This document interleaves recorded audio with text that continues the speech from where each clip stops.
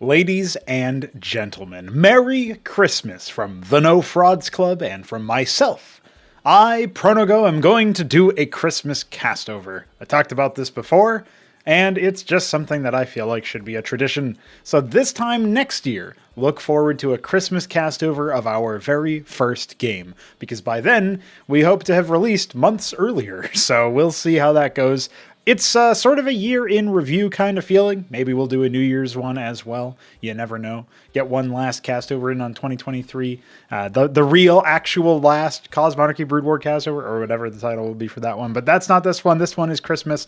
We're playing on Mouth of Bathala. We're playing on the Christmas patch. And we are even back on the primary repository as well. So no more confusion where you think you downloaded the latest version of the game when actually you hadn't.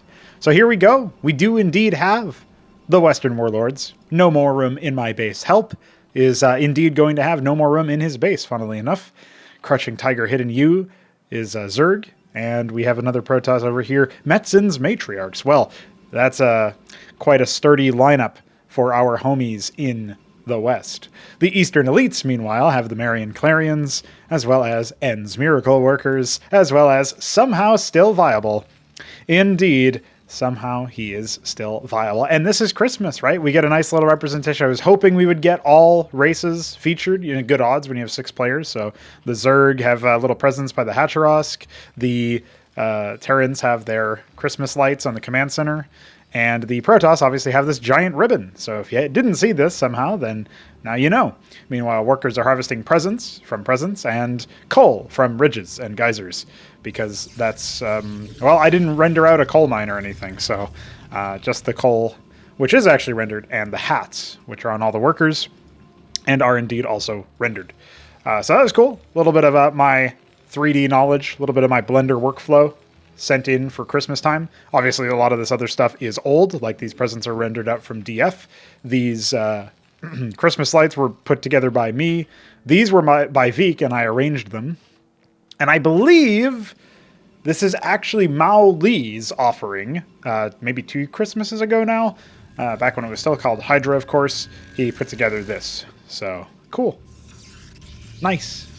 Epic. Another thing that I was able to convince Veek to do was work with me to implement the seasonal implementation so that it just automatically checks your date and time. So once it turns January, we will no longer see this automatically. Of course, if you still want to force it on, you can as a mapper. I don't think there's currently a way to do that for individual players, though. You're just going to have to figure that one out yourself. But if, you know, you're making a map and you really want Christmas stuff, you can do that, Mapcraft style. Something else that we've done recently is Veek was able to make it so that you, if there is a town center marker in an area, the worker will actually go there instead of like in the middle of the base or whatever, which is going to help, obviously, with the AI workers putting themselves into positions to mutate into town centers or build them or whatever. Of course, we still want to do a lot of other improvements that we just can't realistically do, like, hey, you're a Protoss, so you build the Nexus with a scribe remotely. Why don't you go ahead and move the worker back or something? No, that's too hard.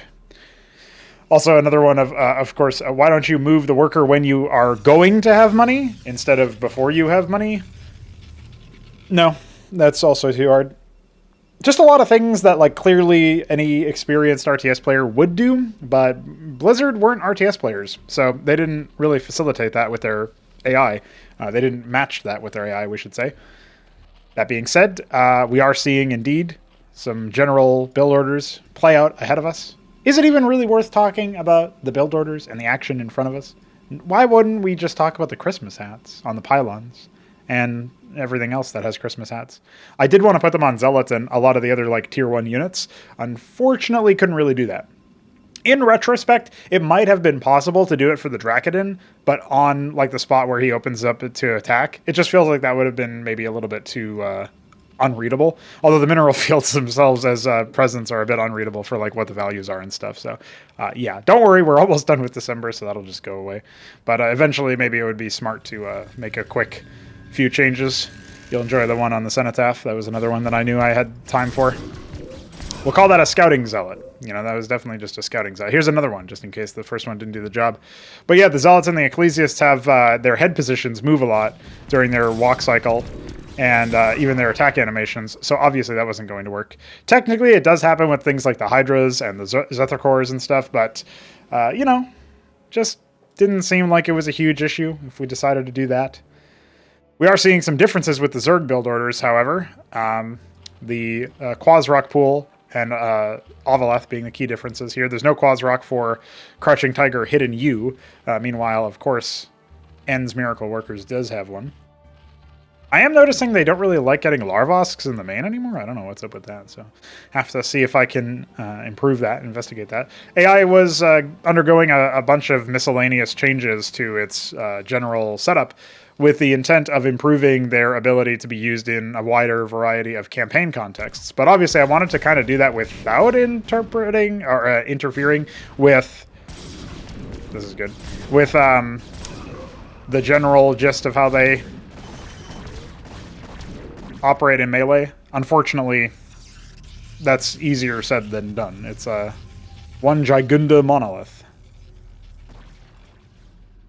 I was trying to think if monolith was actually something I used as a building name, but obviously I was thinking of Monument of Sin. So I was about to just say Monolith of Sin, which doesn't even make sense.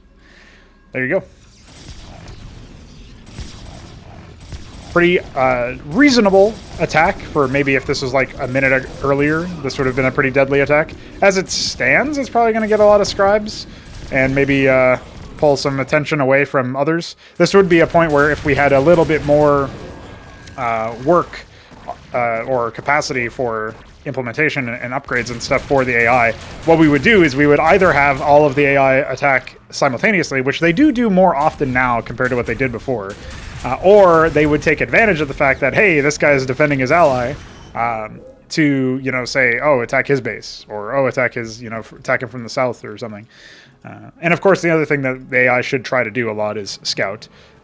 If they can scout and log their stuff, that would make a lot of sense and be a pretty big improvement, actually, because obviously one of the things that you always think about with all of this is that it doesn't really feel like you have a great opportunity to surprise the AI if they know where every structure on the map is. And I think they might even know where every unit is. I'm pretty sure they do. This is a nice little merge attack between some mech units from Somehow Still Viable and obviously the ground army from End's Miracle Workers. Should also be able to do some damage, but I think mostly they're just going to end up, you know, carving a little path here. I don't think they're going to pop the Nexus, especially now that they're getting a little confused by the ramp. The Lakizalisk was able to borrow and get a few shots off, although crucially it shot one down here instead of on that ramp, so it actually missed out on a lot of potential damage. Still, you can see the Nexus isn't even damaged right now, so it's just a couple of dead units.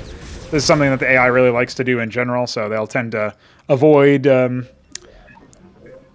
doing sizable damage. Not intentionally, it's just like, you know, AI is pretty good at reinforcing and stuff, especially with Defender's Advantage and especially with AI allies actually sending reinforcement units to where buildings are. They're a bit better at communicating with other AI because they can all use the same region system, whereas players don't use the regions at all. So, you know. There looks to be a Metzin's Matriarch's counterattack, along with some No More Room in My Base help Protoss, so that's a green and blue. Meanwhile, there's a bit of bit of movement massing up over here. This guy is just going to march on in, and I actually kind of like the idea of units just sort of walking in and seeing what they can get done, or, you know, again, if this was a scouting maneuver, sending 100 minerals to scout is not really that big of a deal, right? It's a zealot, it's more durable than a worker, it's more likely to actually get some information. So that actually would be pretty nice, a nice little vision of what might be possible at a later point. Of course, meanwhile, we do have a nice little mix of units from all walks of life. Again, I just see a couple of scribe corpses. Well, maybe more than a couple, right? There's a decent chunk, actually.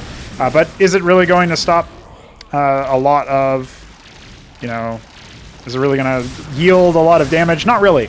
Usually what will happen is the AI will eventually just fall so far behind that they actually cannot afford to do much more, and they eventually just crumble as a result.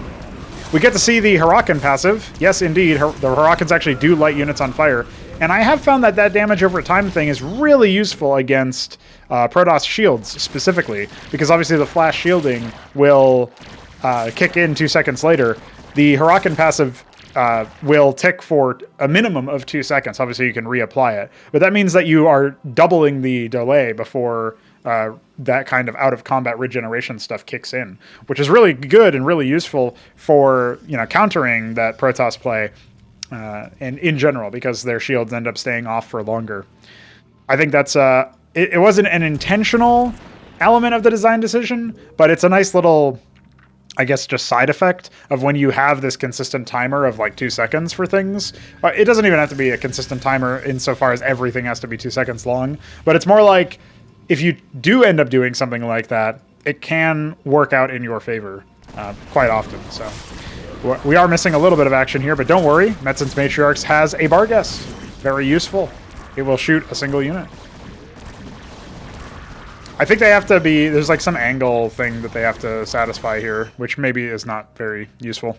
But a decent number of Zerg are coming in, and they are going to see what they can do to sabotage this, the green natural, you would say. I'm a little slower on my feet than I would like to be honest. I blame all of the Christmas food that I've been eating. Super coffee is not enough, apparently. Not enough to counteract all that. The units got a little confused along the way, so we're expecting them to not end up doing much here. I still would like to be able to somehow create temporary, what would you say, temporary defensive structure requests around bases that are regularly attacked or in regions that are regularly attacked. That would be something like, hey, I'm attacked over here all the time, so why don't I build some wardens or whatever? And then I guess the longer you go without satisfying that request, the higher the priority would be. And then maybe you could have the priority decay when units are no longer there or something. I don't know. Maybe you wouldn't want the priority to decay anyway, though, because the idea would be like, these units are just going to keep coming, and like, my opponent is going to know that that is an area that is difficult for me to hold or whatever. Another thing that really annoys me, and this is starting to sound like me just complaining a lot. I'm sure somehow Still Viable is complaining a lot, considering his 4th was shut down and now his 3rd is getting jeopardized. His 4th should actually fall here completely. There's pretty much no reinforcements in sight for that. Some Wraiths just adding to the number of simulacrums that have to be dealt with, of course. Classic. Reinforcements coming in from the north from a couple of different players, but yeah. At the risk of sounding like I'm complaining some more, it would be really nice if the AI could realize, hey, I've got production queues of workers from embassies and nexuses and stuff that aren't actually assigned to this town. This town needs to be remaxed in terms of workers. Let me actually use these. That seems like it's actually quite difficult to accomplish because of the way that like a building belongs to a town as opposed to the player. And there's not really any way to globally build a unit that is required to be assigned to a town, and workers are required to be like that. Whereas like military units, they can be assigned to regions, but they don't have to be assigned to towns, right? That's not really relevant. A town can be the source of their requests, of course, it has to be, but that's a little bit different. For those who are not super technically minded, all you really need to know is that, in general, when you see the AI not maxing up its worker requests, then that's, I won't say that's like a gigantic flaw or whatever. It's just like, would be nice to be able to do that. It doesn't seem like it's something we can actually accomplish. Because any average player would, just start rallying stuff over there, right? So. Or in this particular case, if that command center had survived, he should be rallying both the quarry and the command center to that area, and then maybe taking some workers away. But we might actually be seeing the turning of the tide. In fact, if I had to hypothesize, I would say that's exactly what we were seeing, considering the sheer number of Atriuses and the lack of them actually dying. So it might just be a classic case, this is good, a classic case of the AI eventually coming into their own as far as being overwhelmingly powerful. Heralds proving their worth once again. People don't necessarily use them. They're not the most lovely unit to look at. But at this point, yeah, I have to say it's most likely the end for the Eastern elites. Proving to be not so elite this time around. Off of 4 bases, he was able to get to the engineering bay, but it didn't really seem like his 4th base was up that long. And honestly, I think maybe Red would have been a less of a liability had he managed to hold on to his workers over here. We could probably say the same thing for Green, who's not been contributing too much. Meanwhile, as this is all happening, a very large Zerg force is going to be here. And by here, I just mean wherever the Zerg is going to be there. So probably in the other Zerg base, because Zerg here. Will they finally clear them out? It looks like yes, but look at the massacre. Look at the corpses. This is a Christmas... You heard about Christmas miracles. I don't mean to get too dark on you boys, but this was more like a Christmas massacre. And I'm even seeing some charlatans, which actually means he's got Sanctums of Sorrow. Unless I frauded and the AI can still build them out of the wrong structure, which would be quite possible. I don't think that's still true, though, but... I might be queuing them out of the wrong structure or something, so I have to look into that. Because now that the Sycophant is implemented, the Prostration stage trains those and Pariahs, and I moved the Charlatan and the Mind Tyrant off to their rightful situations. A Synthetic Synod, anyway, is pretty imposing. Empresses end up being very impactful. An attempted counterattack from the Zerg is not going to last too long. Heralds are going to be repeatedly beefing up the front line of Protoss. And there's even a Matrix over here to make life even harder for these Vorvikors and Zethrakors, of course. There's a little bit of a mix. And there you go. Give me some zombies. Give me that Pariah. That little mind control thing is the Empress passive, where it adds a timer per attack that actually makes contact with the enemy. And for every stack, you get 1 extra second of zombification. I totally missed the Zerg attack, so here's some Zerg here.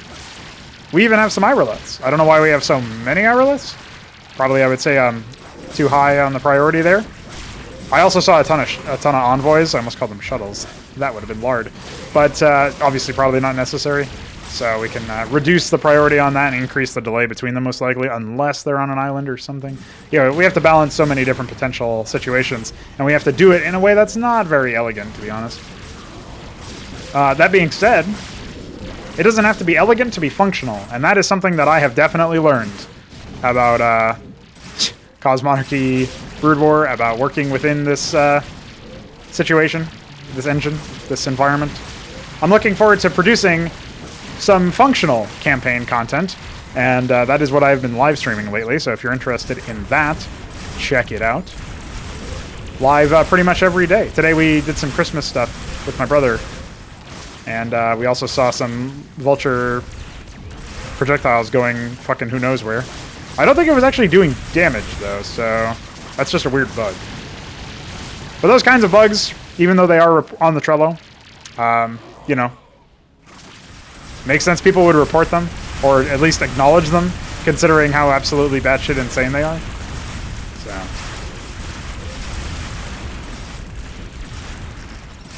and there you go.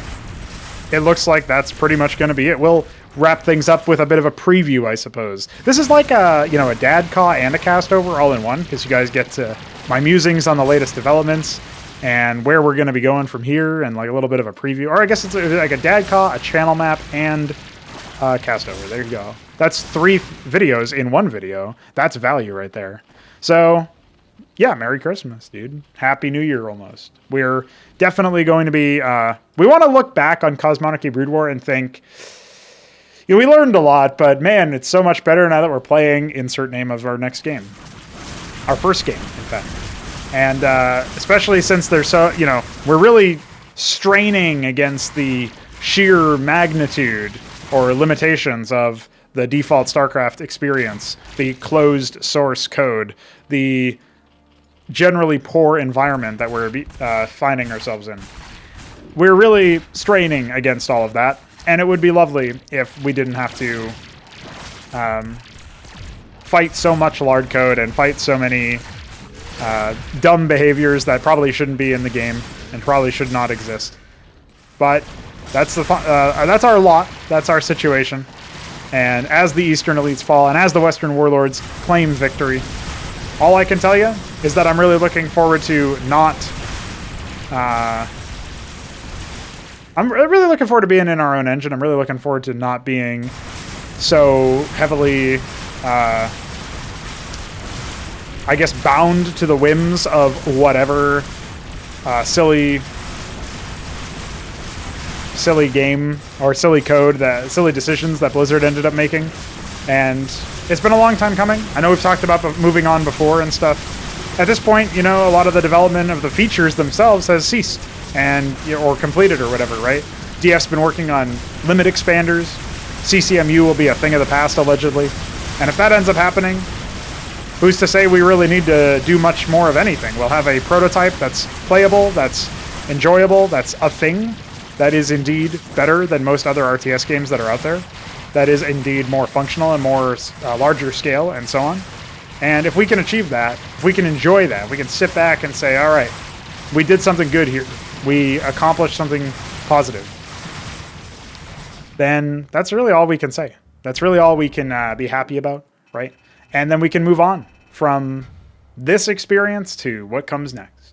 So there's a lot of blathering, but what it means is I'm genuinely quite excited for some smashing, for some more progress to be made. And I look forward to whoever ends up coming along for that ride. So that was the Western Warlords claiming victory on Christmas Day on Mouth of Bethala, which I only picked because it was a nice map. And I probably should have picked a different map because I already had done a castover on Mouth of Bethala recently. But snow is just in season. You know what I mean? Anyhow, I'll stop blathering now. Merry Christmas, and maybe see you for a New Year's cast, and definitely see you on stream. And thanks to everybody who's been a part of the No Frauds Club, been a part of the community on a more active basis these days. Great to have you on board. Definitely look forward to what we're going to be bringing you in 2023, the year of the fraud.